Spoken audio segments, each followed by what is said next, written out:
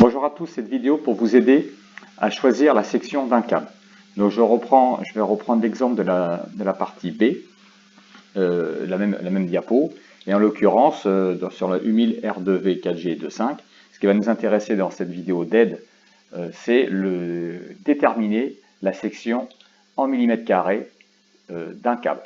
Donc bien évidemment, ce qui va nous intéresser, c'est le cahier des charges, et en l'occurrence, je prends un autre exemple par rapport à la partie B. Et là, le cahier des charges que je prends dans l'exemple, c'est une puissance à transporter de 50 kVA en triphasé 400 volts, donc en basse tension.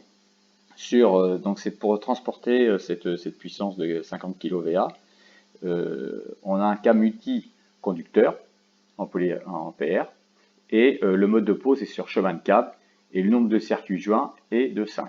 Donc, il faut imaginer le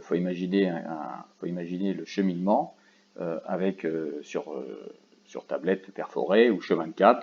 Vous avez plusieurs câbles qui cheminent, et on vient rajouter un câble pour transporter cette puissance de 50 kVA en basse tension.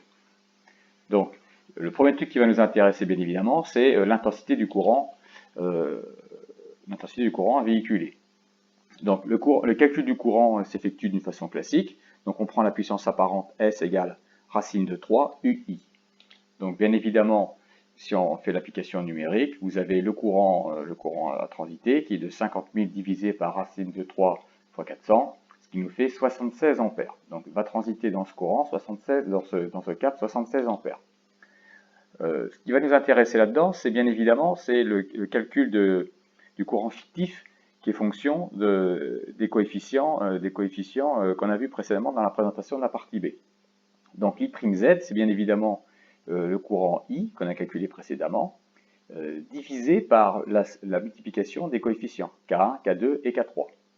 Et on le voit aussi, alors ça c'est pour ça qu'on vous pose la question au départ si c'est une canalisation enterrée ou pas.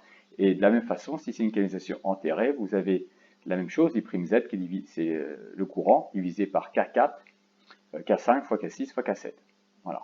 Donc, ce qui va nous intéresser, nous, dans cette première partie, comme c'est un chemin de câble perforé, donc on est bien sur les déterminations de K1, K2 et K3. Donc, la détermination du coefficient K1. Donc, la première chose à faire, c'est déterminer la lettre de sélection. La lettre de sélection correspond au type d'élément conducteur et suivant son mode de pose. Donc là, vous avez un tableau qui est disponible partout. Et ce qui va nous intéresser, bien évidemment, c'est de déterminer cette lettre de sélection.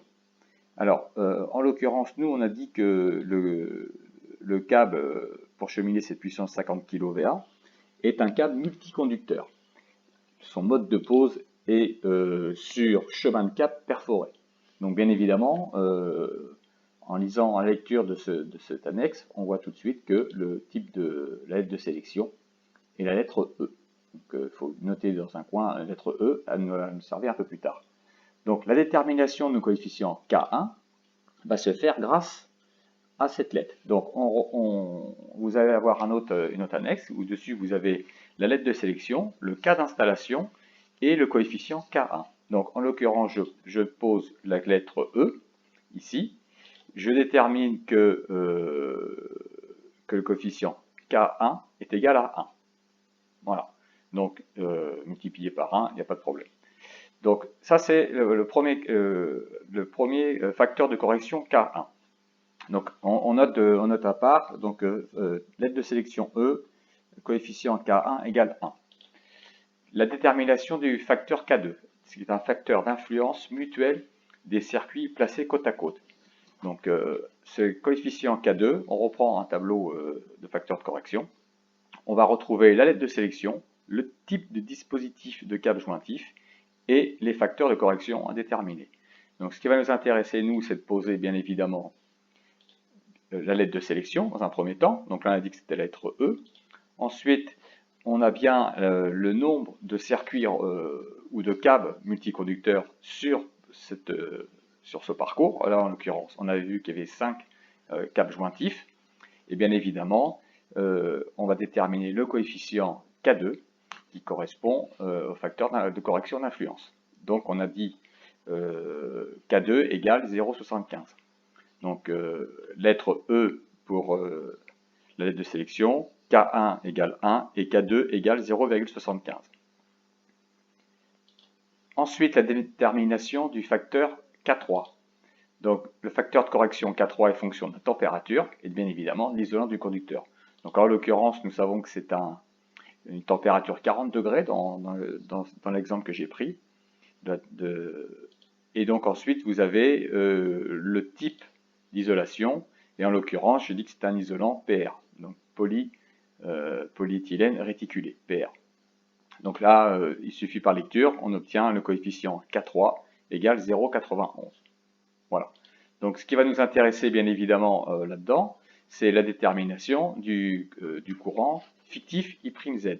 I'Z, on a vu d'après la formule que c'était I divisé par la multiplication des coefficients. Hein. Donc on a dit, on va faire le calcul, on a dit qu'on avait un courant de 76 ampères à transiter, on a vu que K1 est égal à 1, on a vu que K2 égale à 0,75 et que K3 égale à 0,91. Donc il suffit de faire l'application numérique de tout ça. Donc j'ai posé la formule, je fais l'application numérique, et j'ai bien un courant fictif de 112 ampères. Donc j'ai bien un courant fictif supérieur au calcul du courant dedans, nominal, tout simplement dû au facteur de correction. Voilà. Donc une fois que j'ai calculé, une fois que j'ai déterminé l'intensité fictive de ce courant, je peux déterminer maintenant sa section. Donc grâce à cette annexe, donc je pose l'intensité de courant fictif, donc 112 ampères. Je fais apparaître donc la lettre de sélection, E en l'occurrence. Je fais apparaître bien évidemment le type d'isolant. Je fais apparaître bien évidemment, si je choisis, j'essaie de me rapprocher au plus près du 112, bien évidemment légèrement supérieur, et bien évidemment ça va me donner la section du câble cuivre en l'occurrence ici, ou du câble aluminium si je choisis un câble aluminium. Donc ça forcément, à chaque fois j'ai la possibilité. Donc en l'occurrence ici je suis bien sur la lettre E, je suis bien sur du PR, et j'ai bien, donc lettre E, il faut bien que je suive, il faut faire attention, on suit bien ici pour retrouver sur le polyéthylène réticulé. Donc on tombe sur la possibilité, c'est d'avoir un peu plus que 112 ampères, donc on est sur 127, ce qui nous conduit à du 25 mm² minimum. De la même façon, j'aurais pu faire le même choix avec, si j'avais voulu, du câble en aluminium, donc en l'occurrence l'illustration en bleu. Je repars sur l'aide de sélection, je repars sur du PR, je tombe sur 120 et je tombe sur du 35 mm² aluminium. Donc la section du câble est de 35 mm en aluminium ou de 25 mm² en cuivre. Je vous remercie pour votre attention et j'espère que cette vidéo d'aide à la partie B vous sera utile. Merci, au revoir.